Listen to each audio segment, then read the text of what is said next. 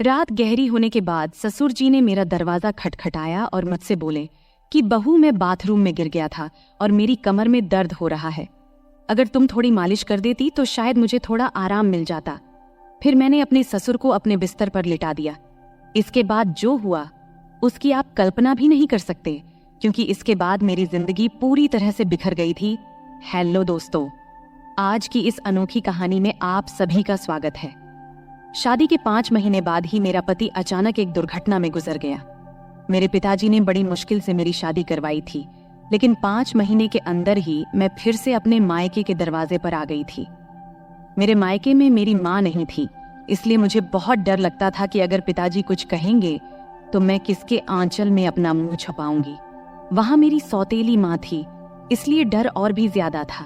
फिर अचानक एक दिन मेरे ससुर हमारे घर आए और उन्होंने मेरे पिता से कहा कि वह मुझे फिर से अपने घर ले जाना चाहते हैं। मेरी सौतेली माँ ने तुरंत ही हाँ कह दिया, लेकिन मेरे पिताजी ने कहा, अब आपका बेटा नहीं रहा तो आप मेरी बेटी को क्यों ले जाना चाहते हैं। इस पर मेरी सौतेली माँ ने पिताजी से बहस करना शुरू कर दी और कहा, इसमें इतना सोचने की क्या बात है। वो कह रहे हैं कि वह उसे ले जाना चाहते हैं तो उन्हें ले जाने दो। उनके घर की बहू है, बेटी की मौत हो गई तो क्या हुआ, वो अपने ससुराल जा सकती है। माँ की इस झगड़े के बाद पिताजी ने बिना कुछ पूछे कहा, अगर मेरी बेटी वहां खुश रहेगी तो एक पिता होने के नाते मुझे खुशी होगी, आप उसे ले जाइए।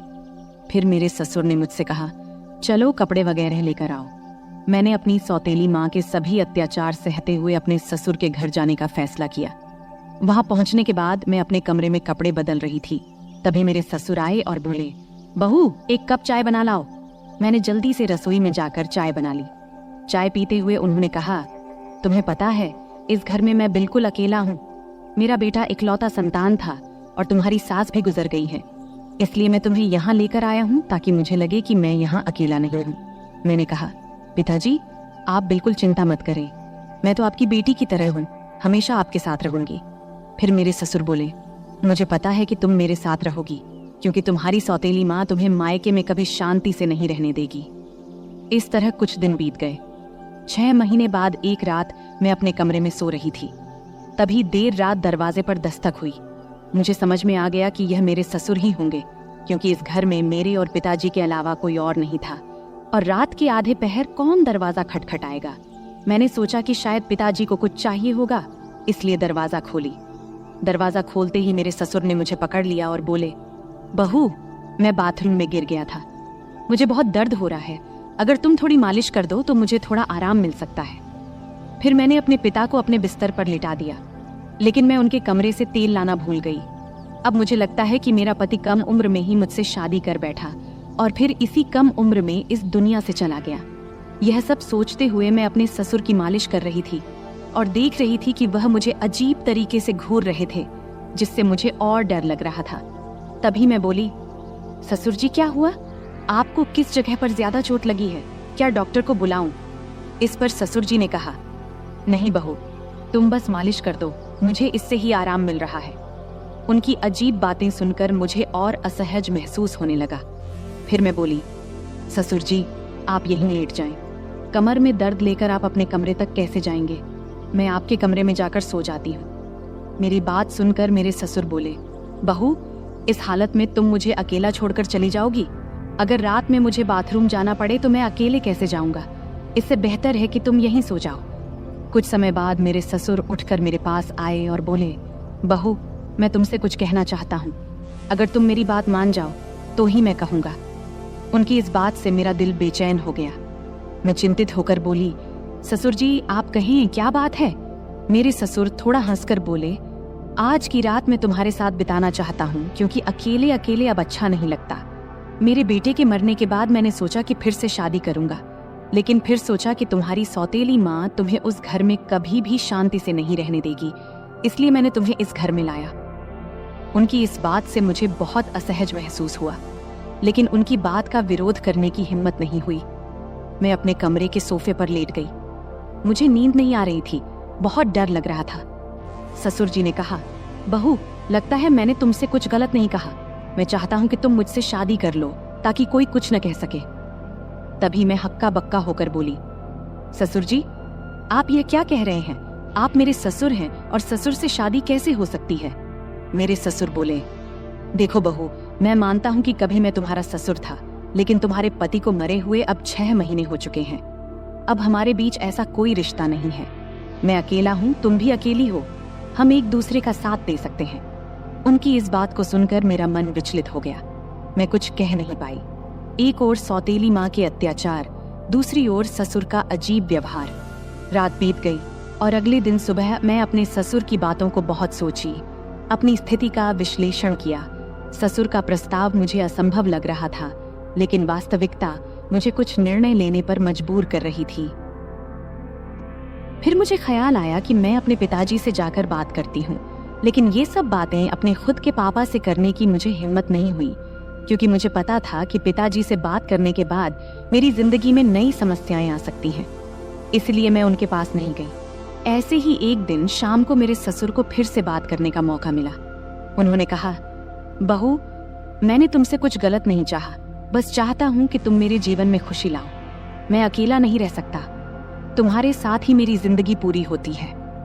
दोबारा ससुर जी से ये सभी बातें सुन मैं अंदर से कांपने लगी और कुछ बोल न पाई। थोड़ी देर बाद ससुर जी खुद ही बाहर चले गए। ऐसे ही मुझे ससुराल में और कुछ महीने बिताने के बाद मेरे ससुर और मेरे बीच एक अजीब सा संबंध बनता चला गया। पति की मौत के बाद मैंने सोचा था कि मैं अब इस दुनिया में बिल्कुल अकेली हो गई हूँ, लेकिन मेरे ससुर ने मेरे प्रति जो भावनाएं जाहिर की थी, उन्होंने मेरे जीवन को एक नई दिशा में मोड़ दिया। उनके शब्दों ने मुझे भीतर तक झकझोर कर रख दिया था। जब भी मैं सोने को जाती, उनके बातें मुझे परेशान करने लगती। वह कहते थे कि मेरे साथ रहने से उन्हें अपने अकेलेपन का एहसास नहीं होता और वह चाहते थे कि हम दोनों एक नई जिंदगी की शुरुआत करें। उस रात की बातचीत के बाद मैंने खुद को बहुत असमंजस में पाया। मन में कई सवाल उठ रहे थे। क्या यह सही है? क्या यह समाज के नियमों के खिलाफ नहीं जाएगा? लेकिन कहीं न कहीं मेरे दिल में यह बात भी थी कि शायद मेरे ससुर सच में अकेलेपन से जूझ रहे हैं। मैंने बहुत सोच विचार करने के बाद उनसे बात करने का फैसला किया। एक रात जब घर अड़ोस पड़ोस के सभी लोग सो चुके थे, तब मैं ससुर के कमरे का दरवाजा खटखटाई। उन्होंने दरवाजा खोला और मुझे देखकर थोड़ा हैरान हुए। मैं अंदर गई और बोली, ससुर जी, मैं आपसे कुछ महत्वपूर्ण बात करना चाहती हूँ। उन्होंने मुझे बैठने का इशारा किया और गंभीरता से बोले, क्या हुआ बहू, तुम इतनी रात गए क्यों आई हो? मैंने थोड़ी हिम्मत जुटाते हुए बोली, ससुर जी, मैंने आपके प्रस्ताव के बारे में बहुत सोचा है। मैं समझती हूँ कि आप अकेलेपन से जूझ रहे हैं और एक साथी की जरूरत महसूस कर रहे हैं, लेकिन इस रिश्ते के लिए एक शर्त है। हमारे बीच हमेशा सम्मान और प्यार का रिश्ता रहेगा। आप मुझे बेटी की तरह सम्मान देंगे और मैं आपको पिता की तरह आदर दूंगी। उन्होंने मेरी बात को ध्यान से सुना और थोड़ी देर बाद कहा, मैं तुम्हारी शर्त मानता हूँ, तुम्हारे सम्मान को हमेशा बनाए रखूंगा। उनकी यह बात सुनकर मेरे दिल का बोझ थोड़ा हल्का हो गया। मैंने उन्हें अपनी सहमति दे दी। फिर कुछ दिनों बाद हमने एक छोटे से समारोह में शादी कर ली। यह शादी समाज की नज़र में असामान्य थी, लेकिन हमने अपनी स्थिति को स्वीकार कर लिया था। शादी के बाद के दिन मेरे लिए बेहद चुनौतीपूर्ण रहे।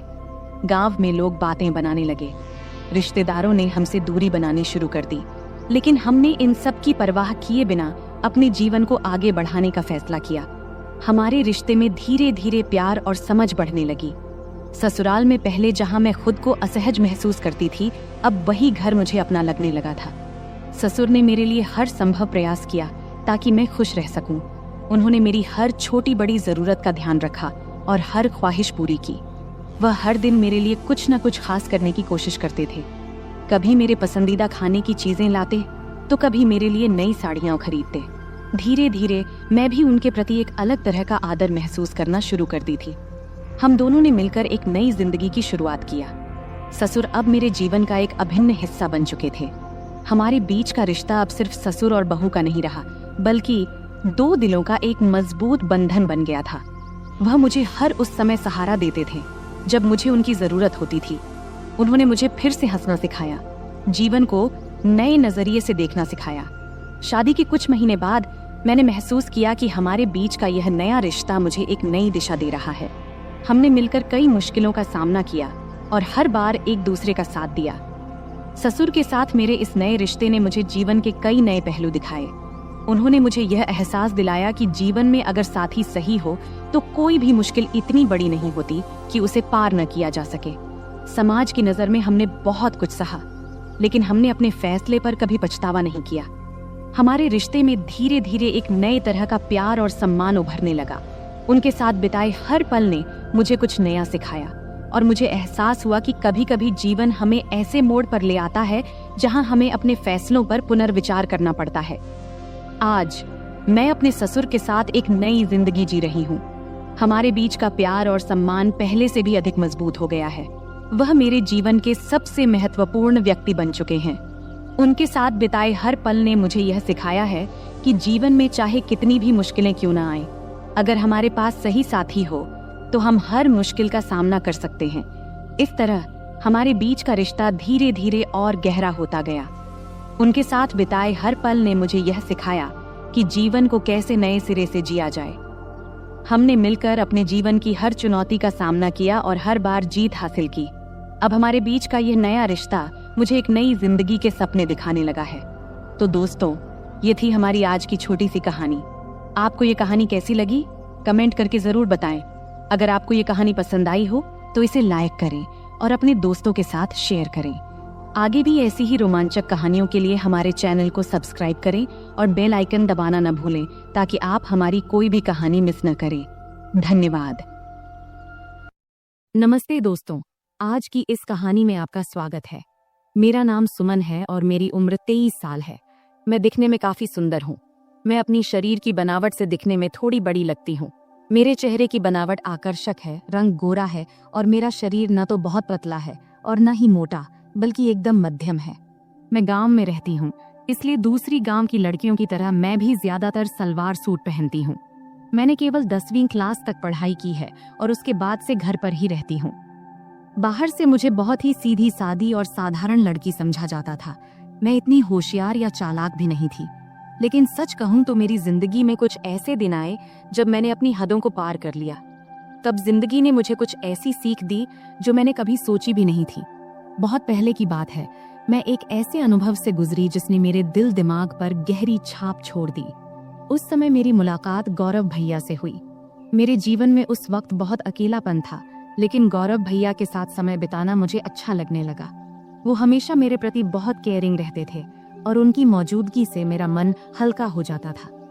शुरुआत में जब मैं उनके साथ समय बिताती थी तो शरीर में एक अलग सा दबाव महसूस होता था, जैसे मुझे आराम की जरूरत हो। लेकिन धीरे धीरे सब कुछ सामान्य होने लगा। हमारे बीच ऐसा रूटीन बन गया कि जैसे ही मौका मिलता हम दोनों एक दूसरे के साथ वक्त बिताने के लिए बेताब हो जाते।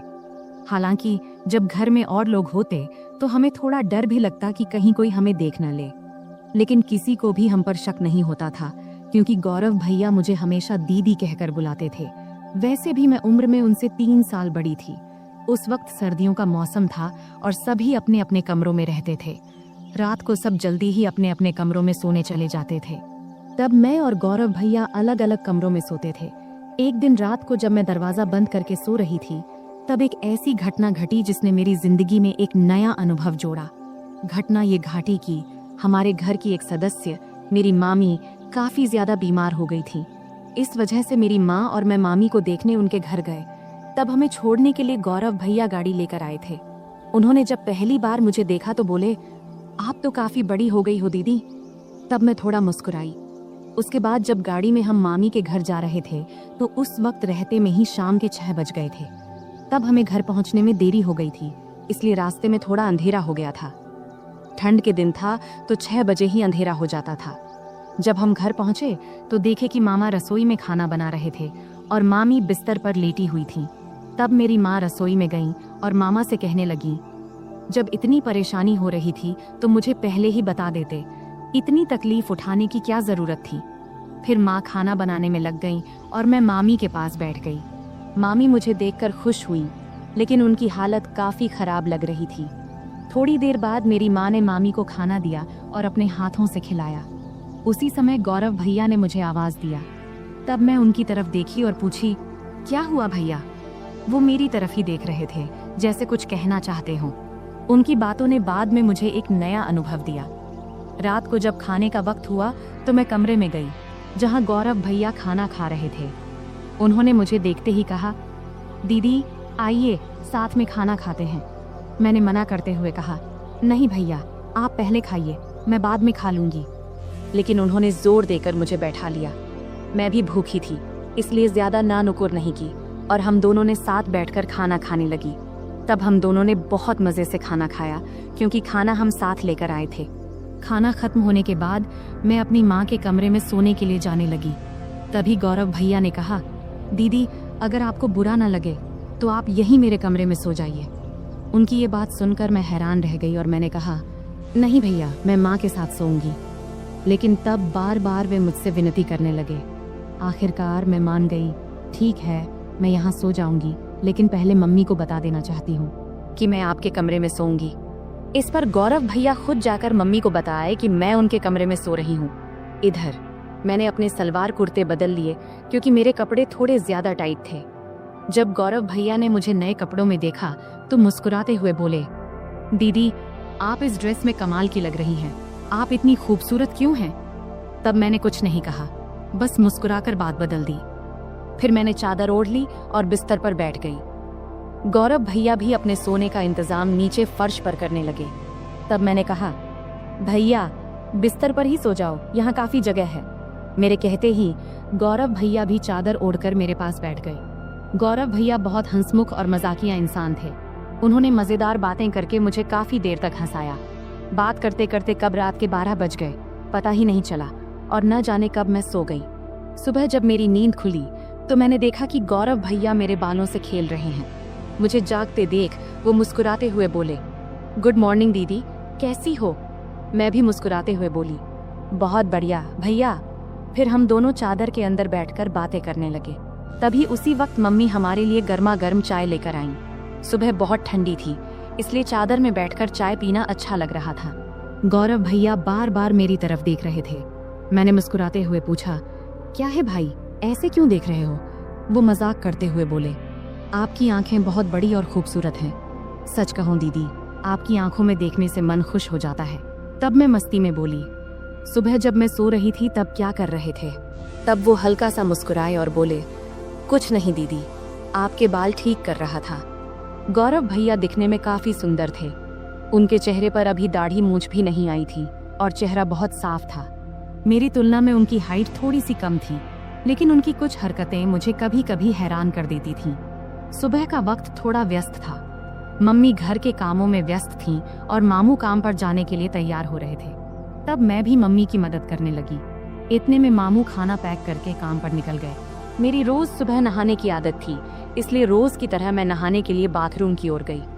मुझे नहीं पता था कि गौरव भैया भी उसी वक्त नहाते हैं। जैसे ही मैंने बाथरूम का दरवाजा खोला तो मैं शर्म से लाल हो गई और तेजी से अपने कमरे में भाग आई। गौरव भैया उस वक्त नहा रहे थे। उनके चेहरे पर साबुन लगा था, इसलिए उन्होंने मुझे देखा भी नहीं।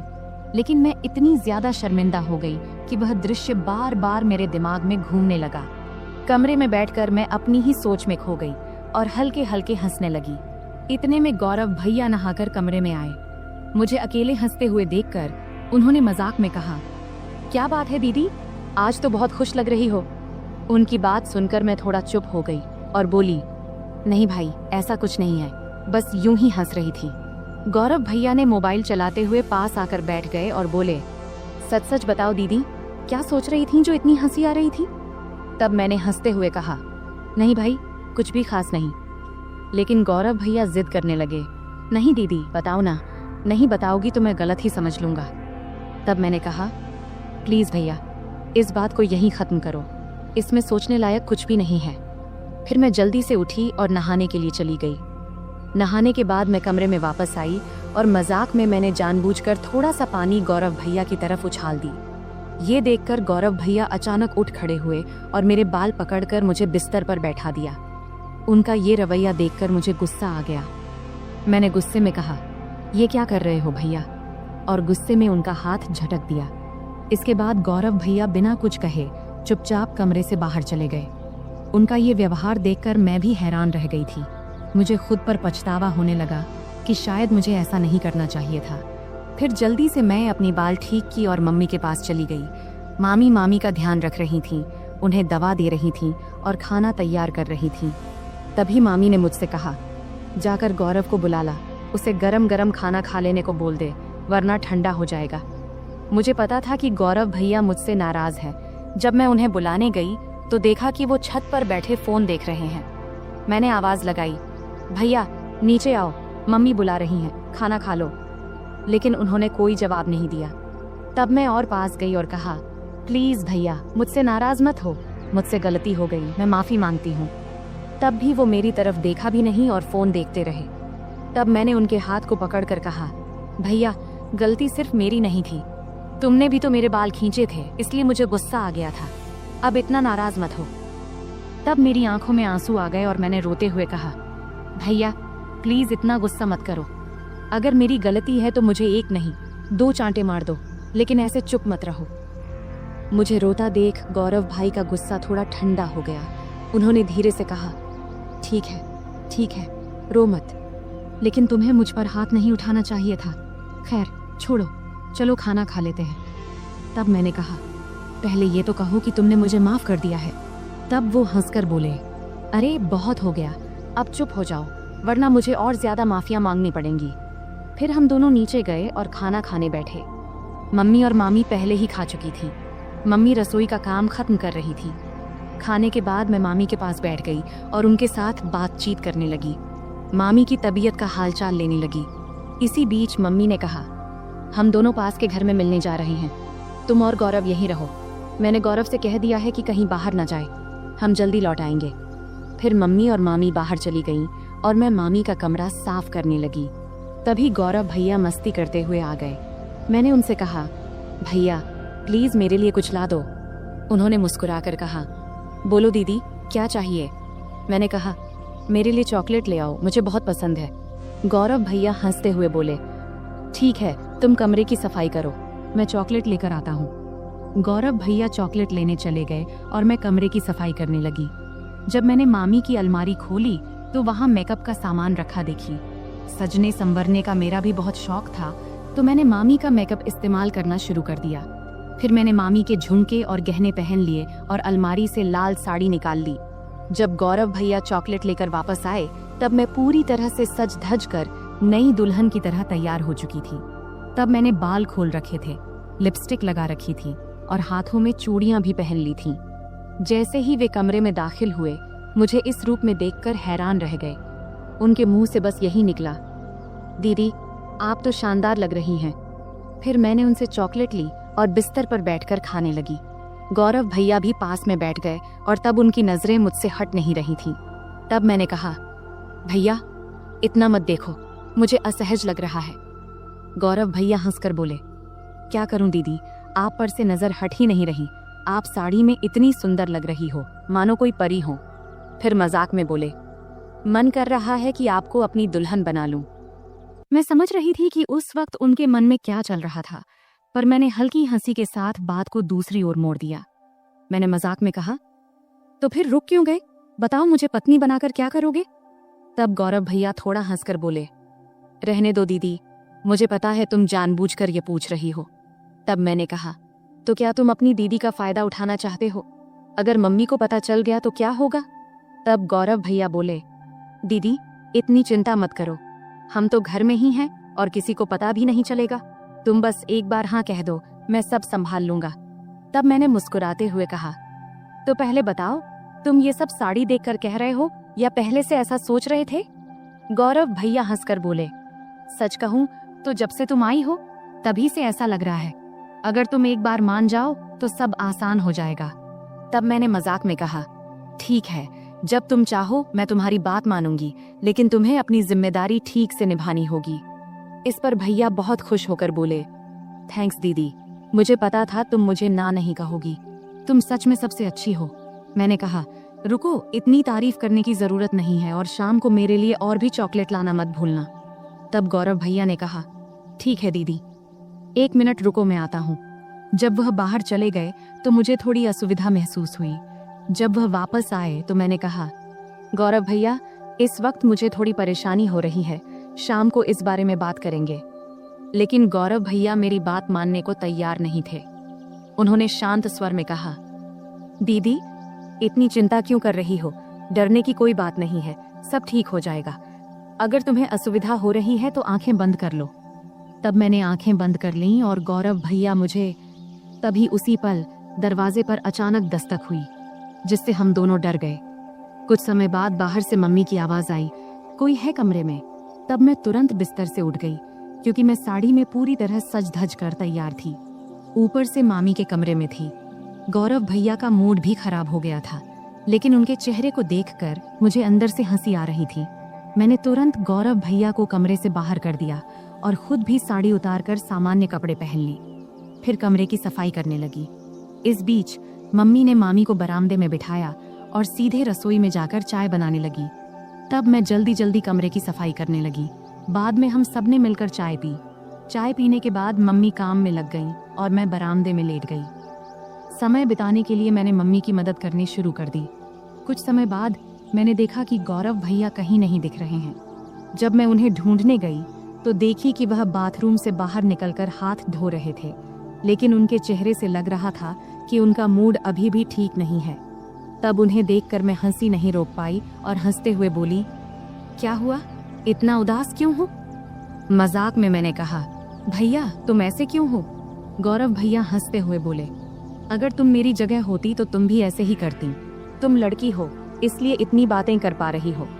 मैं हंसकर बोली, ठीक है भैया, बस थोड़ा इंतजार करो, रात होने पर तो कोई डिस्टर्ब नहीं करेगा। तब गौरव भैया बोले, दीदी समस्या तो इसी रात के इंतजार में है, हर मिनट घंटों जैसा लग रहा है। तभी मम्मी ने आवाज दी, तुम्हारे भाई बहन की बातें खत्म हो गई हो तो थोड़ा काम में हाथ बंटाओगे? मम्मी की आवाज सुनते ही मैं उठकर जाने लगी और जाते जाते मजाक में बोली, गौरव भैया याद रखना, अगर चॉकलेट नहीं मिला तो मैं भी कुछ नहीं दूंगी। फिर मैं रसोई में चली गई। इस बीच मामा भी घर लौट आए थे। तब मैंने उन्हें खाना परोस दिया। मामा जी बहुत थके हुए थे, वे हमारे साथ थोड़ा बैठकर बात किए, फिर जल्दी सो गए। मम्मी मामी को खाना खिला रही थी और उन्हें दवाई दे रही थी। मैंने भी अपना खाना खा लिया और समय बिताने के लिए टीवी देखने लगी। सर्दी का मौसम होने के कारण हम जल्दी बिस्तर में चले गए, लेकिन मम्मी अभी भी अपने काम में लगी हुई थी। तब मैं मामी के कमरे में चली गई और बैठकर फोन में व्यस्त हो गई। इतना डूबी थी कि मुझे पता ही नहीं चला कि कब गौरव भैया खाना खाकर अपने कमरे में चले गए और मेरा इंतजार कर रहे थे। मैं अपनी रोज की सीरियल देखने में व्यस्त थी। जब मैं नहीं गई तो गौरव भैया खुद मुझे बुलाने आ गए।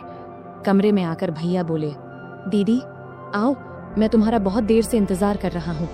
तभी मम्मी ने कहा, कोई बात नहीं, अगर तुम अकेले सोना चाहते हो तो सो जाओ, तुम्हारी दीदी मेरे साथ सो जाएगी। मम्मी की बात सुनते ही भैया जल्दी से बोले, नहीं नहीं, हम तो बस बातें कर रहे थे, वैसे भी कुछ दिनों बाद आप लोग चले जाएंगे, फिर पता नहीं कब मुलाकात होगी और दीदी के साथ खेल पाऊंगा। तब मैंने मम्मी को आश्वस्त करते हुए कही, मम्मी भैया सही कह रहे हैं। इसके बाद मम्मी ने कहा, ठीक है, जैसा तुम चाहो, और हम कमरे में चले गए। कमरे में जाते ही गौरव भाई ने जल्दी से दरवाजा बंद कर दिया। तब मैं समझ गई कि भैया अब और इंतजार नहीं कर पा रहे हैं, लेकिन तब भी मम्मी और मामी जाग रहे थे, इसलिए मैंने कहा, भैया थोड़ा धैर्य रखो, सब सो जाएं, फिर बात करेंगे। अगर किसी ने मेरी आवाज सुन ली तो मुश्किल हो जाएगी। भैया बोले, दीदी और इंतजार नहीं होता। तभी मुझे चॉकलेट की याद आई। मैंने कहा, ठीक है भैया, लेकिन पहले मेरी चॉकलेट दो। भैया ने तुरंत जेब से चॉकलेट निकालकर दे दिया। फिर मैं चॉकलेट खाने लगी और भैया परफ्यूम लगाने लगे। शुरुआत में हम मजाक में थोड़ी थोड़ी नोक झोंक करने लगे। इससे हमारे बीच मजेदार झगड़ा शुरू हो गया। हम बिस्तर पर कूदने लगे, क्योंकि हमारी उम्र अभी भी छोटे बच्चों जैसी थी। तभी मम्मी ने चिल्लाकर कहा, सुमन बहुत हो गया, अब सो जाओ, क्योंकि बिस्तर की आवाज उनके कमरे तक जा रही थी। इसके बाद गौरव भैया ने तुरंत फर्श पर बिस्तर बिछा दिया, जिससे आवाज बंद हो गई। फिर गौरव भैया ने मुझे रात के 3 बजे तक सोने नहीं दिया। सुबह जब हमारी आंख खुली तब मम्मी दरवाजा खटखटा रही थी। उसमें बिस्तर पर ही थी, लेकिन उठ नहीं पा रही थी, इसलिए गौरव भैया ने मुझे उठाकर बिस्तर पर बिठा दिया और खुद दरवाजा खोलने गए। तब मम्मी हमारे लिए चाय लेकर आईं। मुझे देखकर उन्होंने कहा, मैंने कहा था सुमन समय पर सो जाना, अब देखो तो तुम्हारी आंखें कितनी लाल हो गईं। मेरी आंखें अब सच में लाल हो गई थीं। मैंने बिना कुछ कहे चाय पीना शुरू कर दिया। यहाँ तक कि मैंने मुंह भी नहीं धोया क्योंकि पूरा शरीर दर्द से टूट रहा था। मम्मी चाय रखकर चली गईं। गौरव भैया जब कमरे में आए तो मैंने गुस्से में कहा, भैया मैंने तो कहा था थोड़े समय के लिए, लेकिन तुमने मेरी बात नहीं मानी। अब देखो मेरा शरीर कितना थक गया है, मैं ठीक से खड़ी भी नहीं हो पा रही हूँ। अगर मम्मी ने पूछ लिया तो मैं क्या कहूँगी? तब गौरव भैया ने जल्दी से जवाब दिया, दीदी चिंता मत करो, मैं मेडिकल स्टोर से दवा लेकर आता हूँ, उसे लेने के बाद तुम्हारा शरीर ठीक हो जाएगा। इसके बाद मैंने लगातार 4-5 दिन तक भैया को पास नहीं आने दिया, लेकिन इससे उनका उत्साह कम नहीं हुआ। वे हर दिन मेरे आसपास घूमते रहते थे और नियमित रूप से चॉकलेट लाते रहते थे। भैया मेरे सारे काम कर देते और मैं जो चाहती वे हंसते हंसते कर देते। इसलिए मैंने भी इसका मजा लेना शुरू कर दिया। कभी कभी उनसे पैर का दर्द कम करने के लिए मसाज करवा लेती, कभी सिर की मालिश करवा लेती, मस्ती में कभी कभी हल्के से मार देती और सारा दिन उनके फोन पर सीरियल देखती। 4-5 दिनों के बाद भैया का व्यवहार थोड़ा बदल गया, इसलिए मैंने उन्हें ज्यादा कुछ नहीं कहा। एक दिन हम दोपहर में घर में अकेले थे और बहुत मस्ती किए। उस दिन घर में कोई नहीं था। भैया ने पूरा दिन मुझे कहीं बैठने नहीं दिया और हमेशा अपने पास रखा। इस घटना के बाद मैं और भैया बहुत सामान्य हो गए। जब भी उनका मन करता वे मुझे कमरे में बुला लेते और मैं भी अब इसकी आदत डाल चुकी थी। हमने उन दिनों का भरपूर आनंद लिया, लेकिन जीवन में हर अच्छे समय के बाद एक बुरा समय भी आता है और ये बुरा समय भी भैया की वजह से ही आया। दरअसल 20 दिन के बाद अब हमें गांव लौटना था, क्योंकि अब मामी काफी स्वस्थ हो चुकी थी और हमें वहां बहुत दिन हो गए थे। तब मम्मी ने अचानक वापसी का फैसला किया और उन्होंने पापा को कुछ भी नहीं बताया। जब मैंने और भैया ने ये सुना तो हमें बिल्कुल अच्छा नहीं लगा। तब भैया बोले, दीदी जाने से पहले आखिरी बार थोड़ा समय दे दो, कौन जाने फिर कब मिलेंगे। तब अंदर से मैं भी तैयार थी, लेकिन उस दिन घर में सभी लोग थे, यहाँ तक कि मामा भी आज घर पर ही थे। तब मामा मम्मी से बोले, दीदी आज रुक जाओ, मैं कल तुझे बस स्टैंड तक छोड़ दूंगा। ये सुनते ही मुझे थोड़ी खुशी हुई, क्योंकि एक रात हमारे पास थी।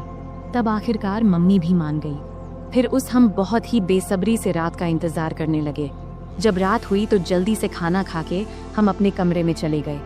तब हम इतने असावधान हो गए थे कि दरवाजा भी ठीक से बंद नहीं किया था।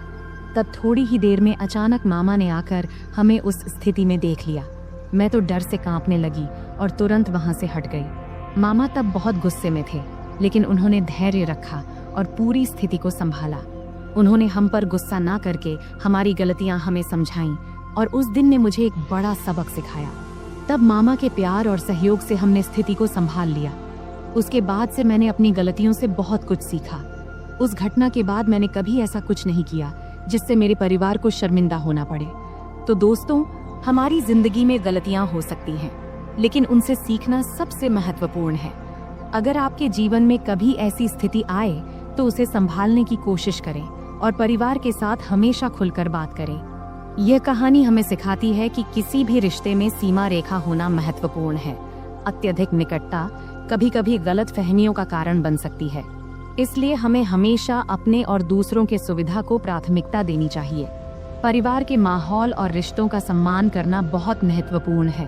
हमें यह सुनिश्चित करना चाहिए कि हमारे कार्यों से परिवार के किसी भी सदस्य को शर्मिंदा न होना पड़े। इंसान से गलतियां हो सकती हैं, लेकिन उन गलतियों से सीखना और भविष्य में सही निर्णय लेना एक परिपक्व मानसिकता का परिचय है। किसी भी स्थिति में सचेत रहना आवश्यक है। दरवाजा बंद न करने की घटना एक छोटी गलती थी, लेकिन इसने बड़ी समस्या खड़ी कर दी। इससे समझ में आता है कि छोटी छोटी बातों में भी सावधानी बरतनी चाहिए, क्योंकि इनका जीवन पर बड़ा असर पड़ सकता है। तो दोस्तों, यह थी हमारी आज की छोटी सी कहानी। आपको यह कहानी कैसी लगी, कमेंट करके जरूर बताएं। अगर आपको यह कहानी पसंद आई हो तो इसे लाइक करें और अपने दोस्तों के साथ शेयर करें। आगे भी ऐसी ही रोमांचक कहानियों के लिए हमारे चैनल को सब्सक्राइब करें और बेल आइकन दबाना न भूलें, ताकि आप हमारी कोई भी कहानी मिस न करें। धन्यवाद। नमस्ते दोस्तों, आज की इस कहानी में आपका स्वागत है। इस कहानी में मेरा नाम राहुल है। मैं उत्तर प्रदेश के एक छोटे से शहर अंबेडकर नगर में रहता हूँ। वहीं मैं और मेरा परिवार रहता है। पैसे की कमी नहीं है, पिताजी खूब कमाते हैं और मैं कॉलेज में पढ़ता हूँ। आज मैं आपको मेरी अचानक घटी एक कहानी सुनाने जा रहा हूँ। यह उस समय की बात है जब मैं कॉलेज में पढ़ता था, और उस समय मैं उतना होशियार भी नहीं था। हमारे घर में मैं, मेरी मम्मी और मेरे पिताजी रहते हैं। हमारा घर काफी बड़ा है, जैसे किसी अमीर का बंगला हो।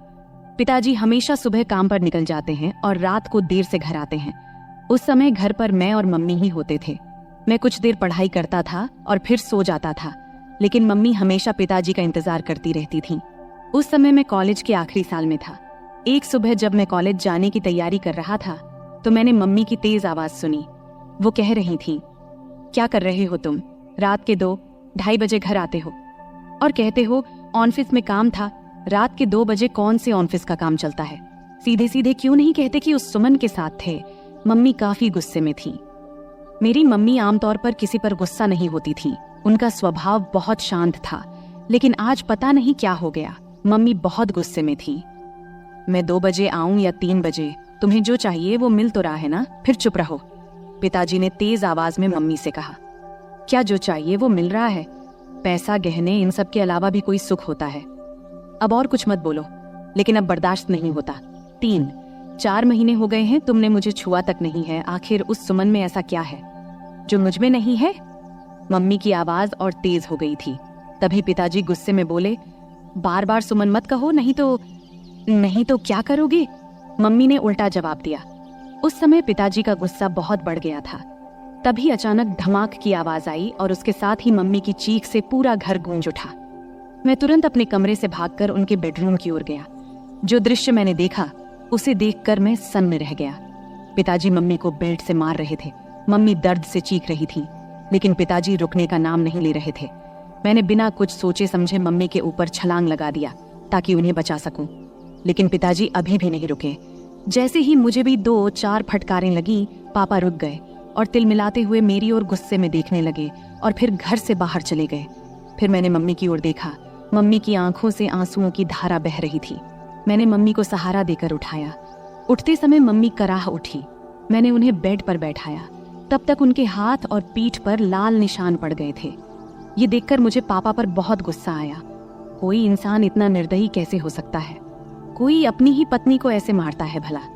फिर मैं जल्दी से किचन में गया, एक कटोरी में तेल और हल्दी मिलाई और मम्मी के पास ले आया। मुझे भी अपनी पीठ पर लगे 2-4 फटकारों की चोट महसूस हो रही थी। मम्मी सुशक सुशक कर रो रही थी। फिर मैंने मम्मी के हाथ और पीठ पर तेल हल्दी का मिश्रण लगाना शुरू किया, जहां उन्हें मार पड़ी थी।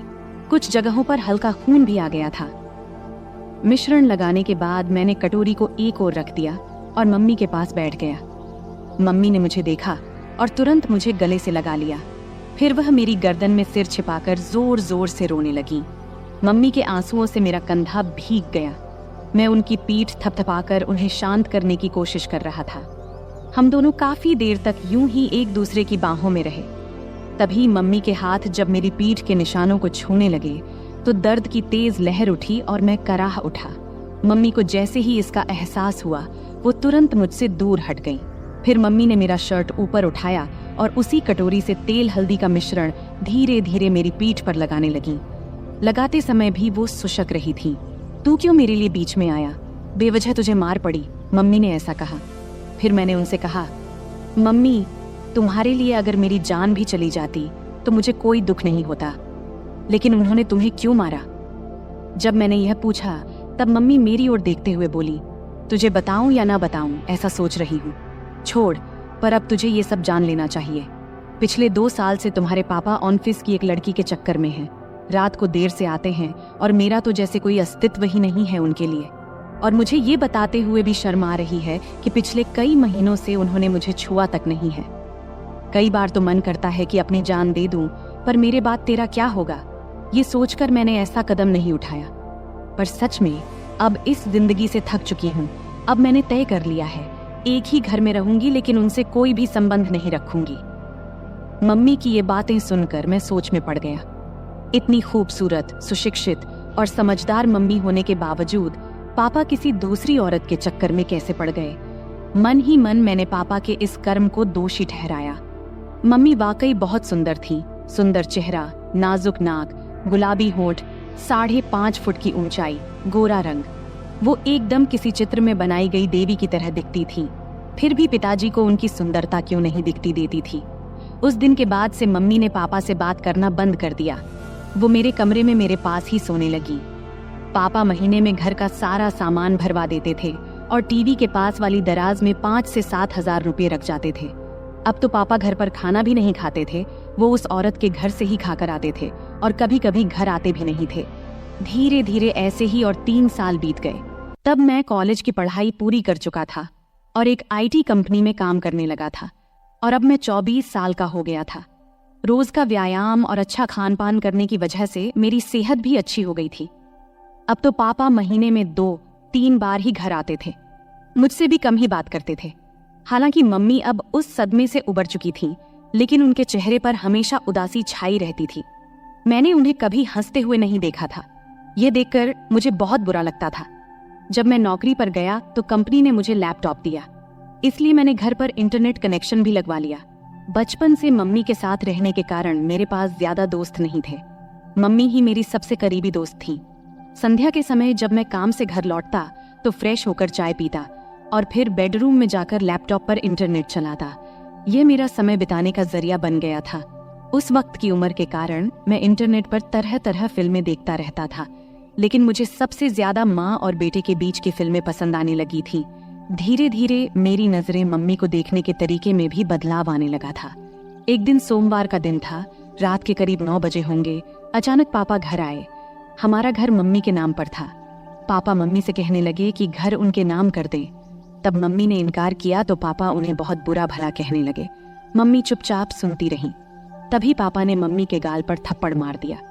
ये देख अब मेरा खून खौल उठा। पापा दूसरा थप्पड़ मारने ही वाले थे, तभी मैंने उनका हाथ पकड़ लिया और कहा, पापा अब बहुत हो गया, ये तमाशा बहुत हो चुका है, अब और नहीं सहन कर सकता।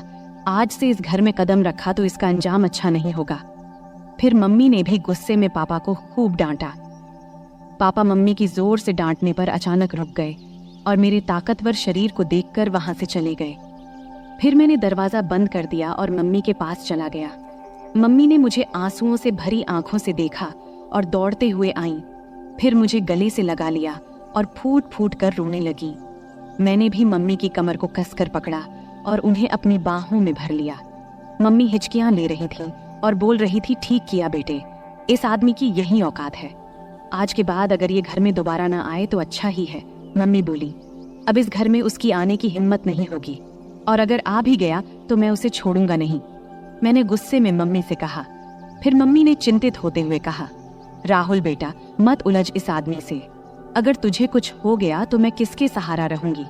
फिर मैंने भावुक होकर बोला, तू चिंता मत कर मम्मी, उस समय मेरे पास नौकरी नहीं थी इसलिए हम मजबूर थे, लेकिन अब मेरे पास अच्छी नौकरी है। तू चिंता मत कर, मैं तुझे कुछ नहीं होने दूंगा, मैंने मम्मी को आश्वस्त देते हुए कहा। फिर एक दिन मैं दोपहर में काम से घर वापस आया। मैंने अपनी चाबी से दरवाजा खोला और अंदर आया। तभी मुझे एक अजीब आवाज सुनाई दी। मैं बेडरूम के दरवाजे के पास गया, तब दरवाजा अंदर से बंद था। मैंने दरवाजे की होल से अंदर झांका और देखा कि मम्मी अंदर किसी के साथ थीं। जो नज़ारा मैंने देखा उसे देखकर मैं चौंक गया। लगभग 10 मिनट तक मैं वहीं देखता रहा। अचानक मम्मी बेहोश होकर गिर पड़ी। फिर मैं दरवाजे से हट गया और धीरे से बाहर बरामदे का दरवाजा खोला। फिर जोर से कहा, मम्मी मैं आ गया हूँ, तुम कहाँ हो? ये कहते हुए मैंने अपने हाथ में पकड़ा बैग सोफे पर रख दिया और जूतों के फीते खोलने लगा। कुछ ही देर में मम्मी ने बेडरूम का दरवाजा खोला और बाहर आई। मुझे अचानक देखकर उनके चेहरे पर घबराहट और आश्चर्य के भाव थे। मैंने जल्दी से अपने जूते उतारे और बेडरूम में घुस गया। टेबल पर मुझे केले की प्लेट दिखाई दी। मैंने एक केला उठाया और खाने लगा। मम्मी मेरे पीछे पीछे आई। मैं जैसे ही केले को खाने वाला था, मम्मी कुछ बोलने वाली थी, लेकिन मैंने पहले ही केले को मुंह में डाल लिया था। मम्मी हैरानी से मेरी ओर देख रही थी और मैं शांति से केला खा रहा था। केला थोड़ा कच्चा था, इसलिए पूरी तरह से मीठा नहीं था। मम्मी केले बहुत अच्छे हैं और हैं क्या? मैंने केले खाते हुए मम्मी से पूछा। मम्मी ने कुछ जवाब दिया, लेकिन अपने मुंह में ही। लेकिन दोस्तों, मैं आपको बताता चलूं, उन केलों का स्वाद इतना अच्छा था कि कुछ मत पूछो। केले खाने के बाद मैं बाथरूम में जाकर फ्रेश हो गया और फिर कमरे में जाकर लैपटॉप खोल लिया। फिर मैं एक रोमांटिक मूवी देखने लगा। फिर रात के खाने के बाद मैं बेडरूम में सोने चला गया। थोड़ी देर में मम्मी भी सब काम निपटाकर सोने आई। मम्मी ने हल्के गुलाबी रंग का नाइट गाउन पहना हुआ था। तब मैंने लैपटॉप से नजरें हटाकर मम्मी की ओर देखा। मम्मी नीचे झुककर तकिया ठीक कर रही थी। तकिया सही करने के बाद मम्मी बिस्तर पर लेट गईं। तब मैंने भी अपना लैपटॉप बंद कर दिया, फिर लाइट बंद किया और सोने की कोशिश करने लगा। लेकिन मुझे नींद नहीं आ रही थी। मेरे दिमाग में दिन की वो घटना बार बार घूम रही थी। बहुत देर तक मैं जागा रहा, जबकि मम्मी शांति से सो रही थी। कुछ समय बाद मम्मी ने करवट ली और मेरी तरफ पीठ करके सो गईं। फिर उन्होंने छत की ओर मुंह करके लेटना शुरू किया। मैं थोड़ी देर के लिए डर गया, लेकिन जब मम्मी जागी नहीं तो मुझे थोड़ी राहत मिली। मेरी हिम्मत बढ़ी और मैं धीरे धीरे मम्मी की ओर देखने लगा। मम्मी ने कुछ ही पल के लिए मेरी ओर देखा और फिर अपनी आंखें बंद कर लीं। मैंने समझ लिया कि वो अभी भी जाग रही हैं। मैं थोड़ा और आगे बढ़ा और खुद को संतुष्ट महसूस किया। मम्मी भी खुश थीं। उन्होंने कुछ नहीं कहा, लेकिन मुझे एहसास हो रहा था कि उन्हें भी संतोष मिला है। मम्मी, क्या हुआ? तुम चुप क्यों हो? क्या तुम्हें अच्छा नहीं लगा? मैंने जब ऐसा पूछा तब उन्होंने बोला, नहीं रे बेटा, मुझे तो बहुत अच्छा लगा। तूने मम्मी को बहुत खुश किया। फिर मैंने मम्मी के पीठ पर प्यार से हाथ फेरते हुए कहा, मम्मी, अब से तुम्हें केले खाने की जरूरत नहीं पड़ेगी। मैंने मम्मी के कान में धीरे से ऐसा कहा। तब मम्मी बोल उठी, बेटा, तुझे ये कैसे पता चला? मम्मी ने आश्चर्य से मेरी ओर देखते हुए पूछा। तब मैंने उन्हें बताया कि आज दोपहर जब मैं घर आया तो कमरे से तुम्हारी आवाज सुनाई दी। जब मैंने दरवाजे की होल से देखा तो मुझे सब समझ में आ गया। तभी मैंने ठान लिया था कि अब से मम्मी को किसी भी चीज की कमी नहीं होने दूंगा। राहुल, मेरे राजा, तू कितना प्यार करता है अपनी मम्मी से। मम्मी भावुक होकर बोली, हाँ मम्मी, अब से तुम्हें मैं किसी भी चीज की कमी नहीं होने दूंगा। मैंने कहा, अब पापा भी हमें सताने नहीं आएंगे और अब वो दोबारा इस घर में कदम नहीं रखेंगे। इसलिए तुम अब चिंता मत करना, हम अब सुख से रहेंगे। मैंने मम्मी को आश्वस्त किया। उस दिन हम दोनों ने सुख और शांति का आनंद लिया और फिर आराम से सो गए। अगली सुबह मम्मी ने सारे काम निपटाए और मुझे उठाने आई। मैंने जल्दी से तैयार होकर चाय पिया और हम दोनों गपशप करने लगे। तभी हमने देखा कि पापा अचानक से आकर हमारे सामने खड़े हो गए। तब मम्मी ने पापा से पूछा, अब क्या चाहिए तुम्हें? एक बार कह दिया कि हम ये घर नहीं देंगे तो फिर क्यों आए हो? पापा ने जवाब दिया, मुझे अब घर नहीं चाहिए। मैं बस ये बताने आया हूँ कि मैं अब दूसरी शादी करने जा रहा हूँ, तो मुझे तुमसे तलाक चाहिए। फिर मम्मी ने मेरी ओर देखा और पूछा, तुम्हारा क्या कहना है? मैंने कहा, मम्मी, जो तुम्हें सही लगे वो करो। मैं तुम्हें किसी भी चीज की कमी नहीं होने दूंगा, मेरा भरोसा करो। मम्मी ने फिर पापा को तलाक के लिए हाँ कह दिया। दोपहर को मम्मी और पापा दोनों ऑफिस गए और अपने बाकी कानूनी काम निपटा कर लौटे। उसके बाद से पापा कभी हमें दिखाई नहीं दिए और हमने भी उन्हें कभी ढूंढने की कोशिश नहीं की। हम दोनों अब अपने घर में खुश थे और पापा भी अपनी सेक्रेटरी के साथ खुश थे। अब हम दोनों अकेले रहते हैं और अपने सुख दुख का ख्याल रखते हैं। ऐसे ही चलते चलते अब कई साल बीत चुके हैं। अब मम्मी मुझसे कहने लगी है कि अभी तेरा बहुत जीवन बाकी है, तू किसी अच्छी लड़की को देख ले जिससे मैं तेरा विवाह करा सकूं, और हाँ, शादी के बाद मुझे भूल मत जाना। मैंने हंसते हुए कहा, तुम्हें कैसे भूल सकता हूँ मम्मी, तुम तो मेरी मम्मी हो। फिर हम दोनों हंसने लगे। अगले कुछ महीनों तक हमारा जीवन बहुत शांति और खुशी से बीत रहा था। मम्मी और मैं अब एक दूसरे का ख्याल रखते थे और एक दूसरे के साथ खुश थे। लेकिन मम्मी की बात मेरे दिमाग में अक्सर घूमती रहती थी। उन्होंने कहा था कि अब मुझे अपने जिंदगी के बारे में सोचना चाहिए और किसी अच्छी लड़की से शादी कर लेनी चाहिए। मैंने इस बारे में गंभीरता से सोचना शुरू किया और एक दिन मम्मी से खुलकर बात किया।